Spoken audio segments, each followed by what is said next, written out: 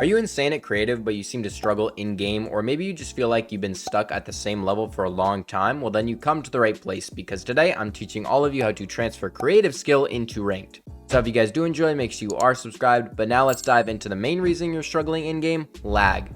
Now obviously, real games are going to be much laggier than creative, which means your builds and edits are going to feel slower. Now the best way you can adjust to the in-game lag is by practicing in creative with high ping. This way, when you jump into an actual ranked match, the difference will feel less noticeable, and it won't feel like you're playing on a toaster. Moving on from lag, let's talk about third parties and handling uncomfortable situations. Now, many creative warriors often struggle with third parties because they're not used to the chaotic and unpredictability of matches. Now, a great way to counter this is by having solid map knowledge and knowing which areas to avoid and knowing which areas you might get third partied from. This way, if you get into a fight, you can block off those angles and avoid getting shot in your back. But you're probably all wondering the same question: where are the best places to fight without getting third partied? Now, generally, fighting on the edges of the map is going to be a safer bet and an easier option for a lot of you since fewer people land there. This means that in the middle of a fight, you're going to be less likely to run into a third party. So now that you understand the basics of third parties, let's show you how to implement these tips into a real in-game scenario.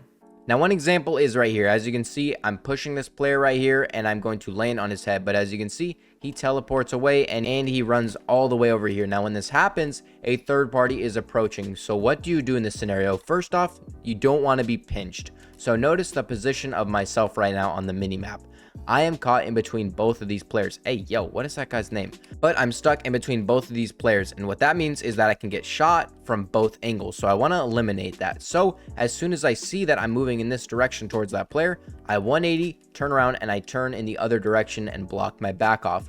What this does is it allows the other player not to have time to obviously shoot me. And since I did that, now I'm going to have time to relax. But most importantly, I need to create space. Notice how I instantly swap to my hard mats and I build a 2x1 of space. What this means is that if a player ever swings on your wall like he does in this scenario, notice how I can make a wide edit and get a shot off, but then I can block him with a wall and then a ramp and then start to be the aggressor, but I'm not going to be greedy. Notice how the other third party is showing up. As soon as I see those visuals, I 180, turn, and look towards him, because if I don't do this, he'll shoot me in the back. So I instantly turn around, focus on the other third party, and that allows me to crack him, catch him off guard, and that allows me to now slow him down, and he is forced to now start to pop his meds, and this gives me time to relax. Now, when I get on high ground, I notice something. There's obviously a lot of layers in between me and the other players, and there's no real angle to work from here. So I decide, you know what, I'm going to throw my orb and land up on the hill. What this does is it gives me a better angle to see the other players. Now, you may be saying, oh, this doesn't actually help at all, but notice how I'm now able to crack not just this player right here, but I'm also able to get a good angle on this player and crack him as well. This isn't just a coincidence, it's because I got myself to a better angle and observed the fight better.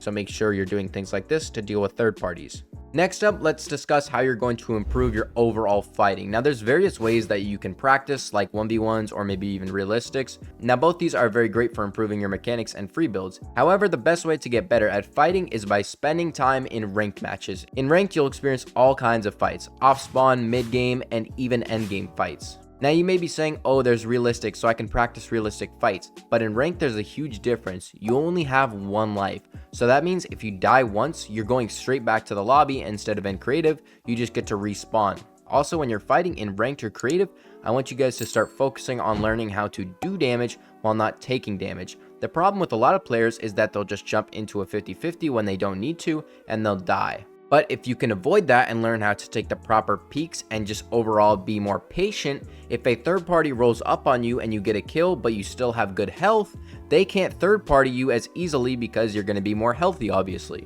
Next up, let's talk about one of the most important parts of this video: confidence, because I believe it is one of the most important factors in transferring those skills you learned in creative into ranked. Now, for some people, I understand that playing in a ranked game or maybe even like a tournament is going to be more stressful and nerve-wracking. But my advice to all of you is to picture yourself in the creative map or 1v1 map you were just playing. Imagine yourself in the winning situations and remember what you did to win those fights. Another great way you can reduce the nerves is just by having a solid game plan. So pick your drop spot, your loot route, your preferred loadout, and once you're all set up, you can use your map knowledge and make good rotations. Next up, let's talk about the other best way to become a better fighter and most importantly end fights faster, and that is with tracking your opponent's movements. Even if there's a build in between you, even if you can't see them, always keep your crosshair on the other opponent, because if they edit on you, you're always going to be able to get a free shot, especially if someone has more mats than you, more health than you, if you need counter damage, anything like that. Now, one example is right here. This is the player I'm fighting on low ground, and this is me on high ground. Now, notice my crosshair as I'm fighting this player.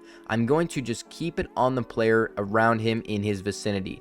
Now, what this does is it allows me to make decisions on the fly that will give me success. Notice how I see the player right here and I keep my crosshair on him so I know where he is and I can make an edit catching him off guard. Notice where he's looking. He still thinks that I'm up top, but as you can see, I catch him off guard and I'm able to get a pump off on him and crack him without him being able to see me. But I'm not going to be stupid because again, we're basically at the same health now and I'm going to be patient so I don't die in a 50-50. Now, right after I crack this player, not only do I track him with my crosshair, but I also just track him with my eyes. Notice how I'm going to turn to my right and edit out. Now, when I do this, I see the player fall to my left. So I use that chance to drop into his box. I'm able to place a cone in the box to catch him off guard, and I'm able to pick up a simple kill even when I was on low HP, just because I tracked the player. Now, one of the biggest questions in Fortnite is how do you fight against someone playing defense? One example is right here. As you can see, this is the player running away and I'm applying pressure. Now, when I'm applying pressure, the most important thing is that I change constant angles while applying pressure. Notice how I'm going to go up on high ground, and then again, when I realize that's not worth it, I change angles again, drop onto this layer, I try and go for the roof, I realize he's moving into a different box, I change angles again. Right here is the key moment though, because when I swing on this player's wall, I bait him to pre-fire, and when he pre-fires, I realize I can throw a ramp in his box, and this forces him to leave the box. And this gives me a chance to then shoot the wall, spray through, and crack him.